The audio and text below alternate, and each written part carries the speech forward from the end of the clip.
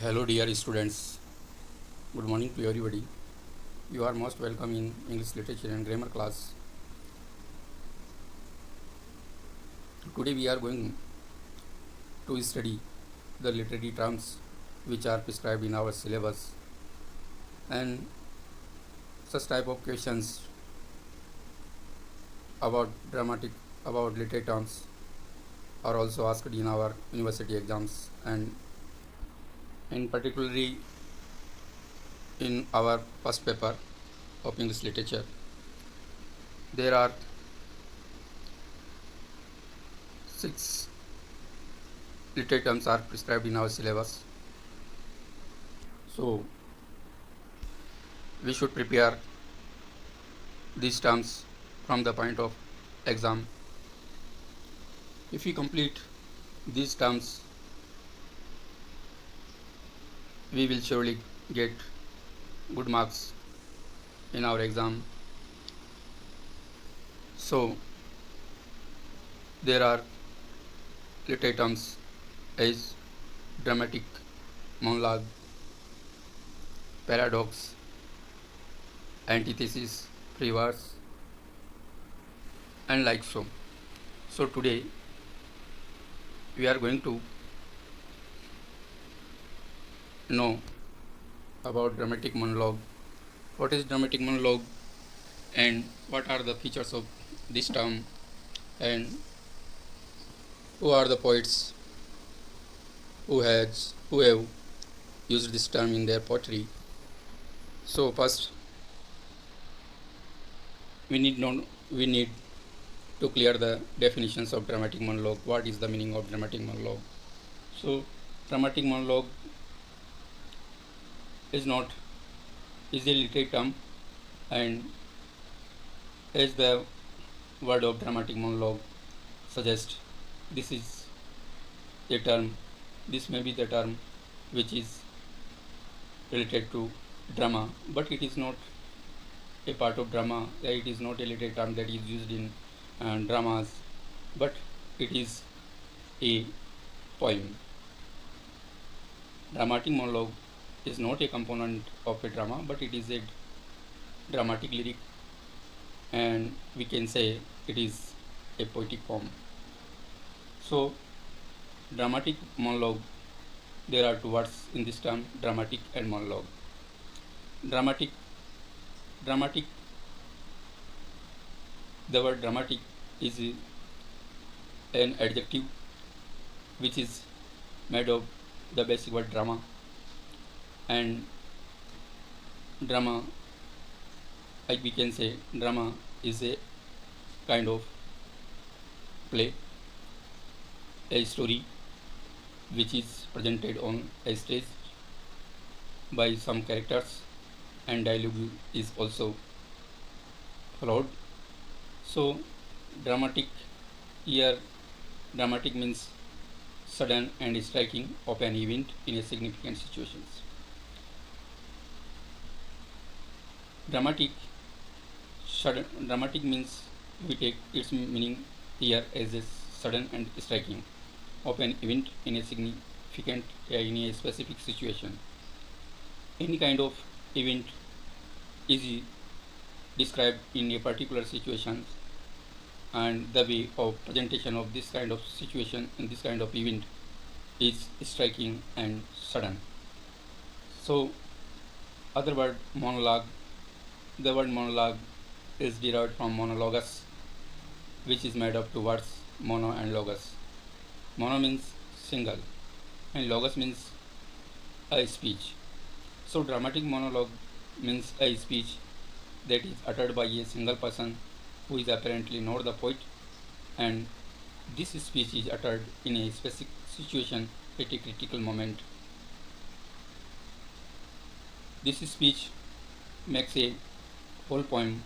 So, dramatic monologue is not a part of component of a drama, but a dramatic lyric. Monologue may be the part of drama in the form of soliloquy, as we find in the drama of Shakespeare, Hamlet. So there is the soliloquy of Hamlet, be or not to be. That is the fine and famous soliloquy which is widely read in the world. But soliloquy is consisted only a single person's speech, but that is not in a poetic form and that is not of whole form. So soliloquy is a part of drama, but dramatic monologue is a poem and is a poetic form. So dramatic, now you have understood the meaning of dramatic monologue. A dramatic monologue, what is dramatic monologue? Dramatic monologue is not a component of a drama, but it is a dramatic lyric, dramatic poem. And what are the main features of this this term dramatic monologue? So we should know the main features of this soliloquy in this term. There is a single speaker who delivers the whole speech to a silent auditor. There is a single speaker. There is only one single speaker in the poem, not on a stage. Dramatic monologue is not a part of drama, so this poem is not acted or played on any stage, but in poem. There is a single speaker who delivers the whole speech to a silent auditor.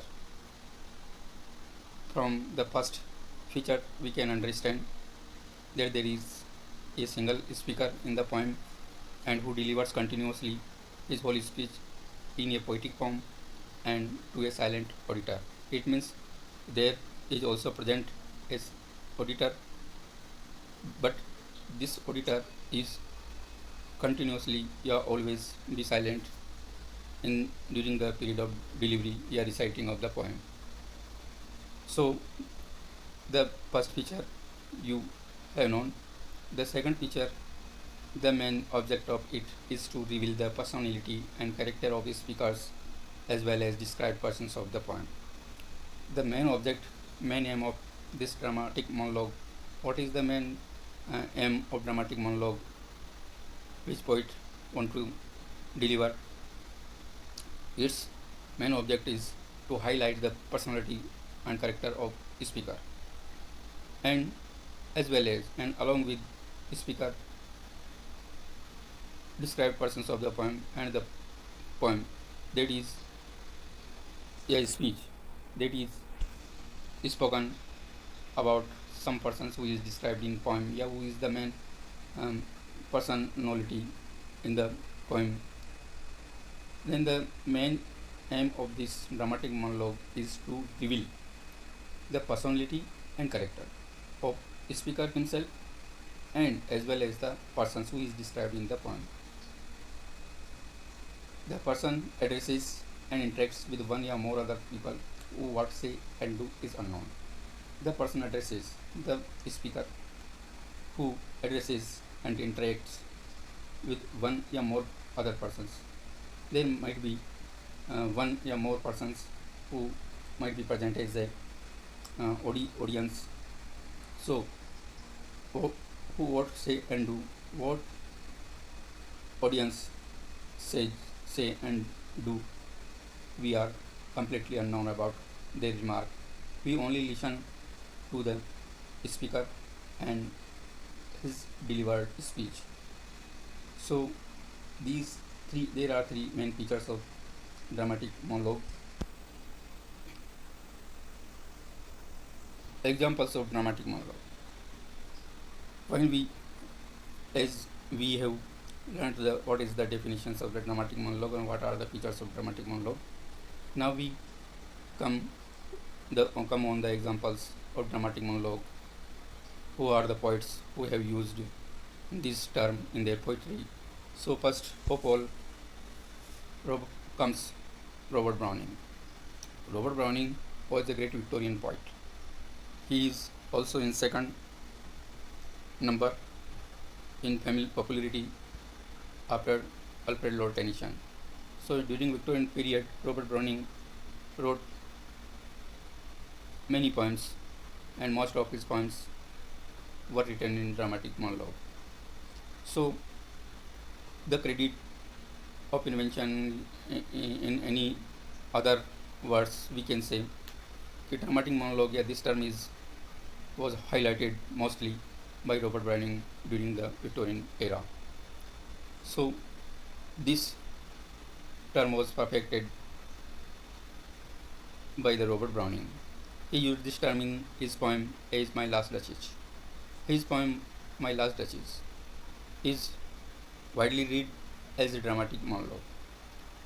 There, My Last Duchess, there was a duke who is the speaker of the poem and who describes highlights the characteristics, good and bad characteristics of his duchess who who might have been murdered by himself. So throughout this poem, Duke highlights the characteristics and personality of his late wife Duchess, and he also reveals his own personality. That he addresses to an emissary who has come for an offer of second wife for him. Duke was a selfish person and who wants to marry again for a second wife. So he addresses the emissary. It might be supposed. It is also supposed that the audience is the his grandfather is the father of second wife. So here in this poem, Duke is the speaker and the messenger is the silent audience, and Robert Browning through this poem he highlighted the personality and characteristics of the Duke as well as his wife, his late wife Duchess. The Bishop orders his tomb and Andrew Del Sarto. These both poems are also written in dramatic monologue. Alfred Lord Tennyson, who is also dominant poet, who is also known as the dominant poet of Victorian era, he was he also wrote dramatic monologue in his he also used dramatic monologue in his poem Ulysses. And in modern time, T.S. Eliot presents the most modern instance of dramatic monologue in his poem The Love Song of J. Alfred Prufrock. Here is one mistake has been done. You should read love, not live. So the love song of J. Alfred Prufrock. In this poem, T.S. Eliot has used the dramatic monologue. Other poets who have used dramatic monologue in their poetry is Pound, Robert Lowell, and Robert Frost. So, dramatic monologue is a term which has been used by many poets in English poetry. Now we come on the second literary terms, paradox. Paradox is also a literary terms, but it is not a complete poem, but it is a statement. And paradox is not a part of poetry, but it is also used. It can also be used in prose. So, prose. What is paradox? Paradox is a statement which seems apparently to be self-contradictory or absurd. It turns out to have a valid meaning. A paradox is a statement, a kind of a statement which seems apparently, which seems apparently, which seems superficially to be self-contradictory, absurd, which seems self-contradictory, absurd. We feel and we says that this statement is wrong because we find there is a controversy between in within in a sentence. It turned out to have a valid meaning, but internal meaning when comes out the controversy, self-contradictory, a contradiction is automatically disappeared. So this statement then appeared truthful. There is, we can say, a truth is hidden in behind the controversy. Example, there are so many examples in literature of paradox. This term has been used by many poets and dramatists, but it has been used mostly in metaphysical poetry. Shakespeare and metaphysical poetry, metaphysical poets, John Donne and other poets have also used this term, such as Shakespeare's phrase, cowards die many times before their death. A coward, कायर लोग मृत्यु से पहले कई बार मरते हैं, जबकि there is we feel there is a controversy in this statement.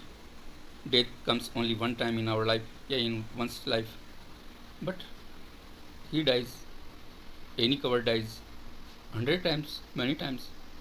It seems controversial in speaking, but there is no any kind of controversy when we find that cowards dies mentally and confidently many times. They have lost their courage many times. They have lost their confidence. They lost their confidence many times. They can not face the difficulties and they accept their defeats. So cowards, it is truly said that cowards die many times before their real death. Wordsworth phrase, child is a father of man. Wordsworth also has said, a child is the father of man. How can a child be a father of man? But we feel and find that there is a controversy in this statement. But child is a father of man because child is innocent and truly represents his emotions, and whatever he learns he speaks truly. And so in this way and in this sense, child is called as the father of man. John Donne says in his poem Canonization, John Donne, as above has mentioned, that metaphysical poets have used paradox in their poetry immensely. So first of all, John Donne he used this in his poem Canonization, in which he makes a statement, sexual lovers here is also a mistake. So you should read lovers, not lovers. Okay, sexual lovers are saints. Lovers are called as a saint when their love reaches in spiritual height, then they are known as a saint. So lovers are glorified and highlighted, but here is not a physical love, but he describes spiritual love that made lovers as a saint. So this sentence seems apparently controversial, self-contradictory, but in real there is no any kind of controversy in this statement. There is hidden a truth. So you should prepare both terms, and remaining terms we will discuss tomorrow. That's all for today. Thank you. Okay.